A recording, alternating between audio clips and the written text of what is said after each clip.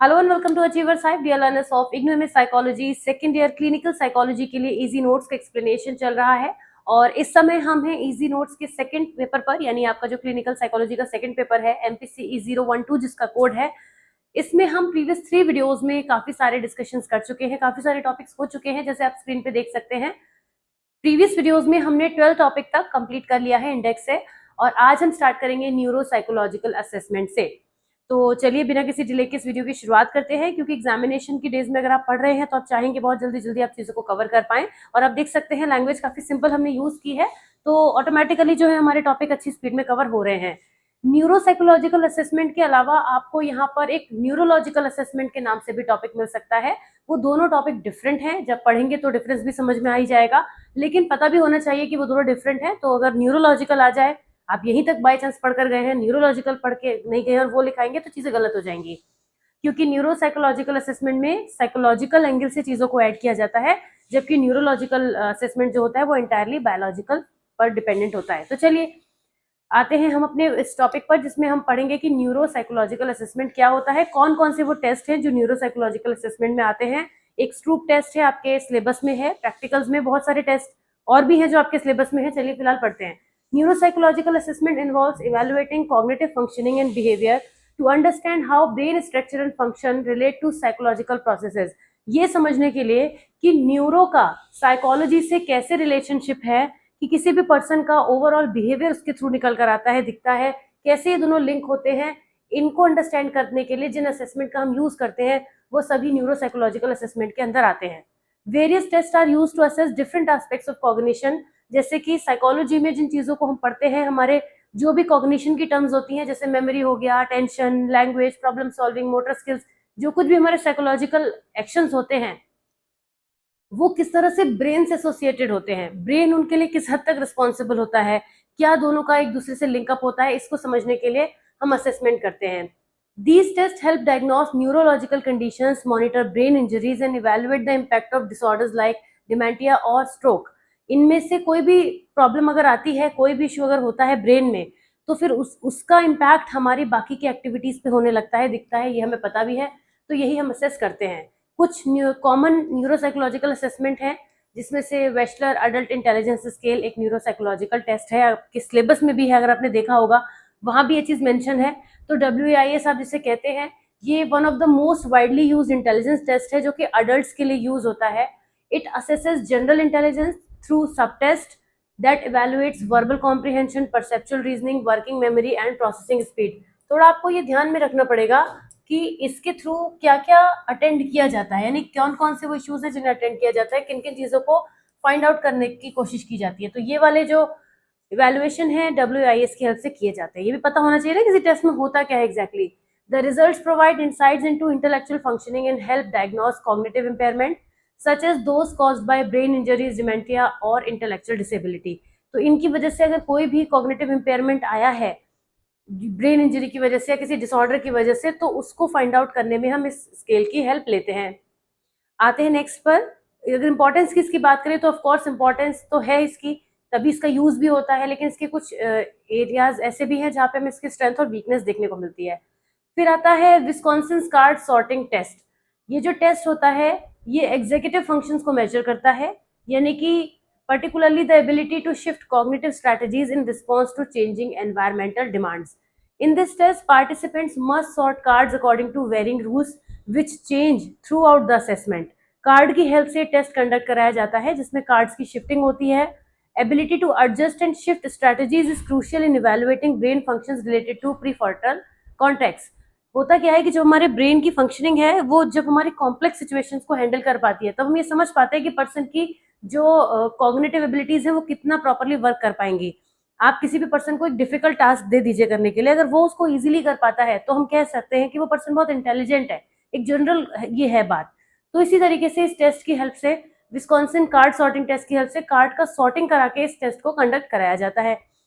Importance, it is commonly used in assess cognitive flexibility, planning and problem solving abilities। ज्यादातर पता चलता है कि किसी पर्सन को कोई फ्रंटल लॉब डैमेज तो नहीं है, कोई सिजोफ्रेनिया का इश्यू तो नहीं है। अब आपको इस टेस्ट को ऐसे देख के लग सकता है, लेकिन आपको ये मालूम है कि जो न्यूरोसाइकोलॉजिकल टेस्ट होते हैं वो हमारे साइकोलॉजिकल एस्पेक्ट के उस पार्ट को जरूर कवर कर रहे होते हैं जो हमारे ब्रेन से एसोसिएटेड होता है, लिंक्ड होता है। इसी के साथ नेक्स्ट आता है हमारा स्ट्रूप टेस्ट। स्ट्रूप टेस्ट भी आपके सिलेबस में है। Stroop test assesses cognitive control and selective attention. Participants are asked to name the color of words that are printed in incongruent colors.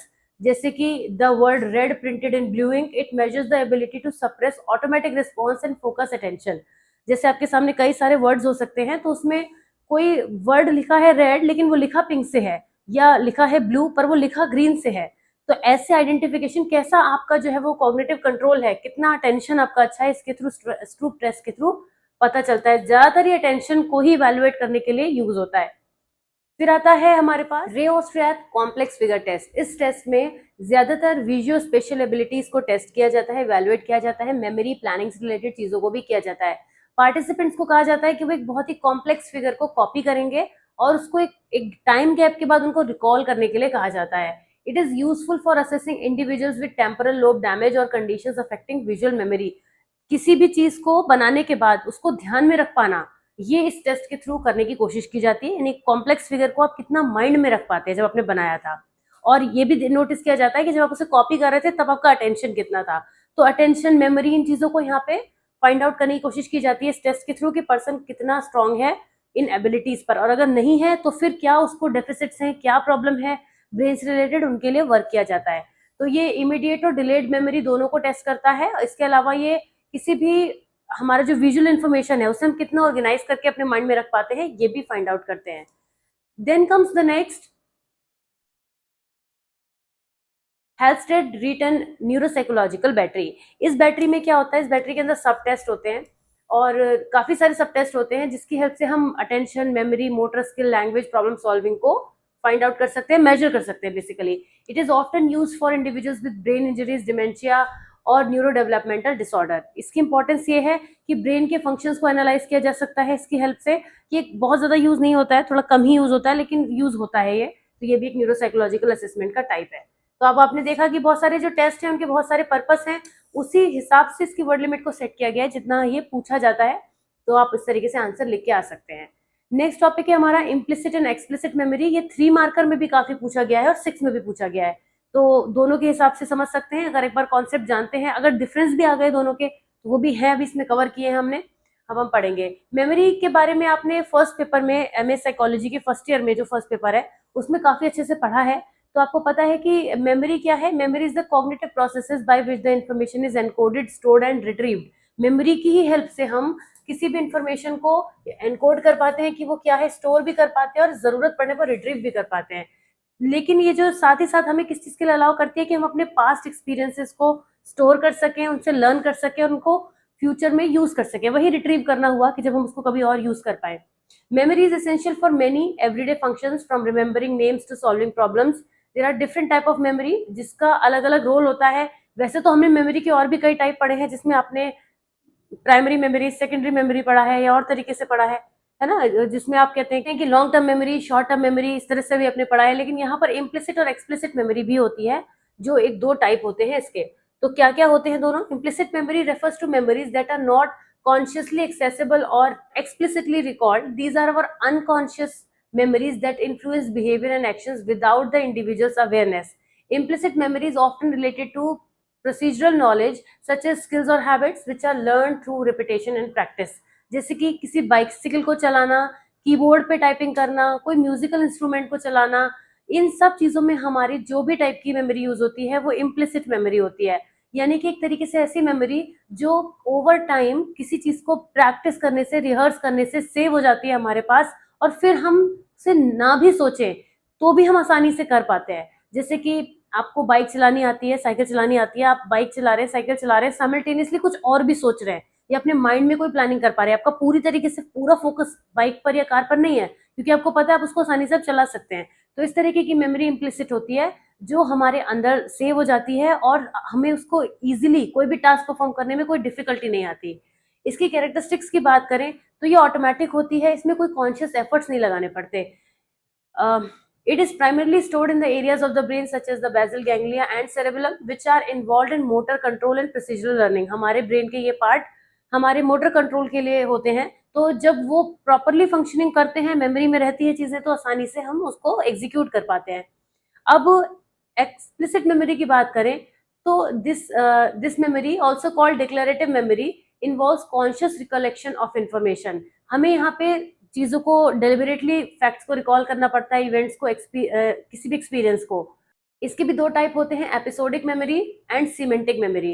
Episodic memory वो होती है जो हमारे पर्सनल एक्सपीरियंसेस और इवेंट्स के लिए यूज होती है, और सीमेंटिक मेमोरी वो होती है जो हमारी जनरल नॉलेज या फैक्ट्स के लिए यूज होती है।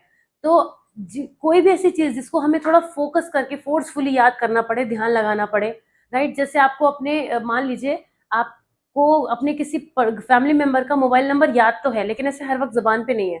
अब आपसे पूछा जाए तो आपको बड़ा ध्यान देना पड़ेगा, उस पर सोचना पड़ेगा, जोर लगाना पड़ेगा। तो वो कैसी मेमोरी बन गई? एक्सप्लिसिट मेमोरी, जिस पर आपको कॉन्शियस एफर्ट्स लगाने पड़ेंगे। या आपसे पूछा जाए कि लास्ट ईयर आपके एमएपीसी में कितने मार्क्स आए थे किसी सब्जेक्ट में, तो आपको थोड़ा सोचना पड़ेगा, मार्कशीट की तरफ ध्यान जाना पड़ेगा, तब आप बता पाएंगे, तो वो एक्सप्लिसिट होगी। अब इन्हीं में से दो सब टाइप, एपिसोडिक और सीमेंटिक, तब बनेंगे जब कोई पर्सनल एक्सपीरियंस इवेंट्स रिलेटेड होगा तो वो एपिसोडिक होगा, वो थोड़ा जल्दी याद आ जाएगा।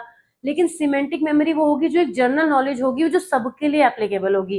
एपिसोडिक मेमोरी में हमारा पर्सनल डेटा ज्यादा होता है, पर्सनल चीजें, मतलब हम वहाँ कहीं ना कहीं उसका पार्ट होते हैं।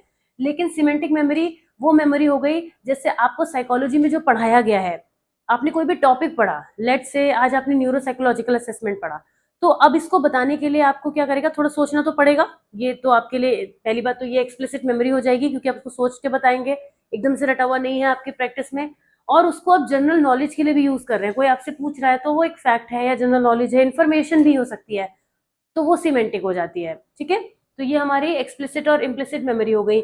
एग्जाम्पल्स में बहुत सारे हैं, अपने चाइल्डहुड फ्रेंड का नेम रिकॉल करना, किसी भी हिस्टोरिकल इवेंट की डेट को याद करने की कोशिश करना, कोई भी ऐसी बात जो नॉलेज की फॉर्म में आपके अंदर स्टोर्ड है और जिसको निकालना पड़ता है आपको याद करके, तो वो आपके एक्सप्लिसिट मेमोरी में आ जाता है। यहाँ पे कॉन्शियस एफर्ट्स की जरूरत पड़ती है इन्फॉर्मेशन को रिट्रीव करने के लिए, और ये हिप्पोकैम्पस और प्रीफ्रंटल कॉर्टेक्स में स्टोर्ड रहती है, जो कि हमारे थॉट्स, कॉन्शियस थॉट और मेमोरी प्रोसेसिंग के लिए रिस्पॉन्सिबल होते हैं। अब इनके डिफरेंसेस वैसे तो आपने जो पढ़ा है वो भी आप लिख सकते हैं, लेकिन फिर भी कुछ बेसिस पर इसको डिवाइड किया गया है। आप चाहें तो बीच में लाइन, मार्जिन लाइन ड्रॉ करके और लेफ्ट राइट में भी लिख सकते हैं। कॉन्शियसनेस के बेसिस पे देखें तो इम्प्लिसिट मेमोरी ऑपरेट्स अनकॉन्शियसली, इसमें इंटेंशनल रिकलेक्शन नहीं चाहिए होता है। एक्सप्लिसिट मेमोरी में ऐसा होता है। इंफॉर्मेशन के बेसिस पे देखें तो यहाँ पे प्रोसीजरल नॉलेज होती है, कोई स्किल, कोई हैबिट जिसको ओवर टाइम एक्वायर किया गया है। लेकिन एक्सप्लिसिट मेमोरी में वो डिक्लेरेटिव नॉलेज होती है जो एक्वायर तो की गई है बट वो स्टोर कर ली गई है, मतलब जरूरी नहीं है उसको रिट्रीव हम करते रहें, लेकिन यहाँ उसका रिट्रीवल पहले कई बार हुआ है, जिसकी वजह से अब वो एक हैबिट की तरह से नजर आ रही है। पर यहाँ डिक्लेरेटिव नॉलेज हैबिट की तरह से नहीं होती है। न्यूरल मैकेनिज्म की बात करें तो आपने देखा ही था कि बेसल गैंग्लिया और सेरेबेलम में यहाँ पे इसकी स्टोरेज होती है, और इसकी हिप्पोकैम्पस और प्रीफ्रंटल में होती है। ये जो पॉइंटर्स बनाए गए हैं ना, ये ऊपर के कंटेंट से ही बनाए हैं। तो अगर आपको, आपकी मर्जी, अगर आप डिफरेंस इस तरह से लिख कर आना चाहें ऐसे भी लिख सकते हैं, पैराग्राफ में लिखना चाहें वैसे भी लिख सकते हैं। एग्जाम्पल भी वही है। इम्प्लिसिट मेमोरी में हम कोई भी काम जो है वो बिना कॉन्शियसली एफर्ट लगाए नॉर्मली कर सकते हैं। एक्सप्लिसिट में हमें उसको याद करना पड़ता है कि वो हमने कब किया था। इसके बाद यही हो गया, मेमोरी के जो डिफरेंट टाइप्स होते हैं वो डिफरेंट कंडीशंस के बेसिस पर हम उसको क्लासिफाई कर सकते हैं। आ जाते हैं नेक्स्ट टॉपिक की तरफ, which is California psychological inventory. तो क्या होता है कैलिफोर्निया साइकोलॉजिकल इन्वेंट्री? पहले तो ये जान लीजिए कि जो कैलिफोर्निया साइकोलॉजिकल इन्वेंट्री है वो एक सेल्फ रिपोर्ट क्वेश्चनायर होता है, सेल्फ रिपोर्ट इन्वेंट्री है। सेल्फ रिपोर्ट जब भी होगी तो आप पढ़ चुके हैं, आपको मैं बता चुकी हूँ कि सेल्फ रिपोर्ट में पर्सन अपनी इन्फॉर्मेशन डिटेल्स हमें खुद देता है। लेकिन इसके अलावा इसमें एक इंपॉर्टेंट चीज ये भी है कि ये ज्यादातर ऑर्गेनाइजेशनल सेटिंग्स में यूज होती है। सीपीआई को आप ज्यादातर बिजनेस इवेंट्स में, ऐसी जगहों पर देखेंगे होता हुआ जहाँ पे सिलेक्शन के प्रोसेस में इसकी हेल्प मिलती है, इससे हेल्प ली जाती है, और काफी यूजफुल होता है सीपीआई। इसमें पर्सन जो है अपनी डिटेल्स खुद देता है और काफी वैल्यूएबल इंफॉर्मेशन मिल जाती है। तो CPI is a self report personality assessment tool design to measure personality traits and social behaviour in non clinical population. ये लाइन ध्यान में रखिएगा, नॉन क्लिनिकल सेटिंग्स में ज्यादातर, क्योंकि जैसे मैंने आपको बताया वर्क प्लेस और ऑर्गेनाइजेशन में जरूरत पड़ती है। हैरिसन ने इसको क्रिएट किया था। CPI is widely used in both psychological research and organisational setting. It is particularly valuable for evaluating individuals in terms of their interpersonal relationship, social interaction. इस चीजों के लिए पर्सनालिटी एडजस्टमेंट के लिए जरूरत पड़ती है। इसके की फीचर्स की बात करें तो सबसे पहले तो ये पर्सनालिटी ट्रेट्स को मेजर करने के लिए यूज होती है। इसका सबसे यूजिबिलिटी भी यही है सबसे पहले कि पर्सनालिटी के डायमेंशन जैसे कि sociability, self control, socialization, responsibility, इन सबको मेजर करने में ये यूज होती है। It provides insights into how individual respond to social and work environment. लोग अपने आसपास के एनवायरनमेंट में या वर्क एनवायरनमेंट में कैसे बिहेव करते हैं, कैसे रिस्पॉन्ड करते हैं, ये भी समझा जाता है। नॉन क्लिनिकल फोकस होने का मतलब ये हो गया कि जैसे एमएमपीआई का एग्जांपल दिया है कि एमएमपीआई के थ्रू हम मिनेसोटा मल्टीफेजिक पर्सनालिटी इन्वेंटरी, उस वो भी तो एक पर्सनालिटी इन्वेंटरी ही है, लेकिन उसकी हेल्प से क्या होता है, हम क्लिनिकल सेटिंग में डिसऑर्डर्स के लिए यूज करते हैं। और जो सीपीआई है वो पर्सनालिटी पर वर्क करती है, करती तो ये भी पर्सनालिटी के इश्यूज को हाईलाइट है, लेकिन इसको हम नॉन क्लिनिकल सेटिंग्स में भी यूज कर सकते हैं, जैसे पर्सनालिटी डेवलपमेंट के लिए या फिर कॉलेज स्टूडेंट्स के लिए, जिससे कि हमें उनकी पर्सनालिटी के हिसाब से उनको करियर काउंसलिंग देने में हेल्प मिले। तो मल्टीपल इसके यूजेस हो सकते हैं बेस्ड ऑन इसे यूज किया कैसे जा रहा है। इसका जो स्केल स्ट्रक्चर है, इसमें यहाँ पे this test includes over 400 item grouped into scales such as flexibility, self acceptance, socialisation and achievement. जो भी पर्सन इन क्वेश्चनर के आंसर करता है वो अपना डेटा हमें खुद ही दे रहा होता है, तो हमें पता चलता है कि उसकी पर्सनैलिटी में डिफरेंट फेसेट्स क्या हैं, उसका इंटरपर्सनल बिहेवियर कैसा है, सेल्फ कंट्रोल कैसा है, पर्सनल एडजस्टमेंट कैसा है। Response format, participant response to true false questions and the answers help clinician interpret behavioural tendencies. इस क्लिनिशियन से कंफ्यूज मत होइएगा, क्योंकि जो यहाँ पे कंडक्ट करने वाले हैं वो तो प्रोफेशनल ही होते हैं, है ना, तो वो क्लिनिशियन भी हो सकते हैं, पर क्लिनिकल सेटअप में हम इसे यूज नहीं करते हैं, ये मैंने आपको बोला। एप्लीकेशन कहाँ कहाँ हो सकता है इसका, कोई जैसा भी बताया एम्प्लॉयर्स के केसेस में हो सकता है, क्योंकि किस तरीके की पर्सनालिटी हमें चाहिए, किस तरह के लोग चाहिए, उस हिसाब से इसका यूज कर सकते हैं। पर्सनल ग्रोथ में जरूरत पड़ती है, जैसे पर्सन को उसे पता रहेगा कि उसकी पर्सनालिटी में क्या इश्यूज है, तो वो किस तरह से चीजों को लाइफ में हैंडल करे, या फिर क्या क्या उसके आगे चैलेंजेस आ सकते हैं जिसको वो जो है वो बेहतर तरीके से टैकल कर सकता है। तो ये सब समझने में पर्सनल ग्रोथ में जरूरत पड़ती है। तो ये काफी पॉपुलर टूल है, ब्रॉडली एप्लीकेशन इसका होता है और सोशल और प्रोफेशनल कॉन्टेक्स्ट में यूज होता है। आ जाते हैं नेक्स्ट टॉपिक की तरफ, which is measurement of creativity.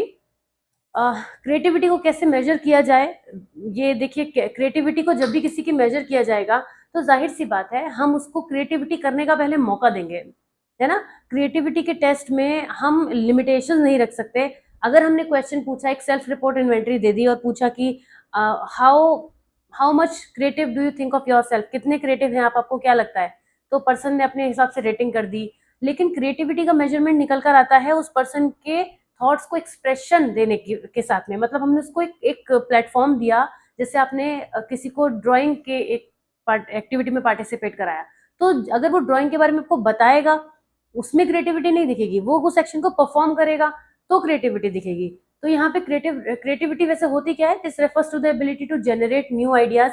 Creativity में ही छुपा है क्रिएटिविटी मतलब जो कुछ क्रिएट कर सके, वही क्रिएटिविटी है, जिसमें कुछ क्रिएट किया जा सके, कोई प्रॉब्लम हो उसको एक यूनिक तरीके से सॉल्व किया जा सके, थिंक आउटसाइड द बॉक्स, कुछ हट के सोच सके जब कोई, तो इसमें ओरिजिनलिटी भी रहती है। ऐसा नहीं है कि हम उसके कोर कंटेंट को बदल देंगे, राइट। हमने कहा कि हम शिमला मिर्च की सब्जी बहुत अच्छी बना के दिखाएंगे, लेकिन यूज कर रहे हैं उसमें कॉलीफ्लावर, तो वो शिमला मिर्च की सब्जी ही नहीं हुई, है ना। तो क्या मतलब है, उसकी ओरिजिनलिटी को नहीं बदलना है, जो जिस कंटेंट पे वर्क हो रहा है वो कंटेंट नहीं बदलेगा, मगर उसका रूप बदल जाएगा, उसकी फॉर्म बदल जाएगी, ये हमें करना है। तो उसकी यूजफुलनेस पे भी हमें देखना है कि वो और ज्यादा बेनिफिशियल हो जाए, पहले से और ज्यादा अच्छी लगे। अगर किचन का एग्जाम्पल मैंने ले लिया है, तो अगर हम सब्जी की बात कर रहे हैं तो वो हमें जब वो बनकर आए तो वो देखने में भी अच्छी लगे, वो खाने में भी अच्छी लगे, उसका जो है टेस्ट अच्छा नजर आए, तो ये सब चीजें होनी चाहिए। Creativity is essential in fields ranging from art and science to business and technology. हर जगह पर क्रिएटिविटी की डिमांड है। क्रिएटिविटी आप जितनी ज्यादा किसी काम में रखेंगे, वो काम उतना ही यूनिक होता चला जाएगा, उतनी ही इंपॉर्टेंस उसको मिलेगी। लेकिन बात ये उठती है कि उस क्रिएटिविटी को मेजर कैसे किया जाए। Measuring creativity is challenging because it is a complex multifaceted construct. Several methods are use. इसके लिए हम कई तरीके से जो है वो क्रिएटिविटी का मेजर करते हैं। क्रिएटिविटी का मेजरमेंट करते समय पर जो भी टेस्ट दिए जाते हैं वो मेजरली परफॉर्मेंस टेस्ट होते हैं। आपने इससे पहले verbal non verbal performance test के बारे में पढ़ा है, तो यहाँ पे वो यूज होते हैं। Divergent thinking test, these tests measure the ability to generate multiple solution to an open-ended question. One well-known example is the Guilford's alternate user task, where individuals are asked to come up with as many uses as possible for a common object.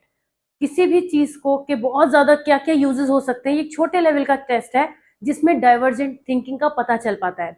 हमने कहा कि creativity को हम किसी action के through ही major कराते हैं, definitely कराते हैं, लेकिन साथ में ये मैंने कहा ये बहुत बेसिक लेवल का टेस्ट है, तो इसमें हम डाइवर्जेंट थिंकिंग उसके अंदर एग्जिस्ट करती है या नहीं, यहाँ पे एक्चुअली में क्रिएटिविटी चेक भी नहीं हो रही है, यहाँ पे ये चेक हो रहा है कि उस क्रिएटिविटी का कॉन्सेप्ट भी है उसके अंदर, वो चीजें एग्जिस्ट भी करती हैं, तो उस एग्जिस्टेंस को चेक करने के लिए हम डाइवर्जेंट थिंकिंग टेस्ट कराते हैं। तो इससे हमें ये पता चलता है कि पर्सन के अंदर कुछ ओरिजिनल आइडियाज डेवलप करने की टेंडेंसी है।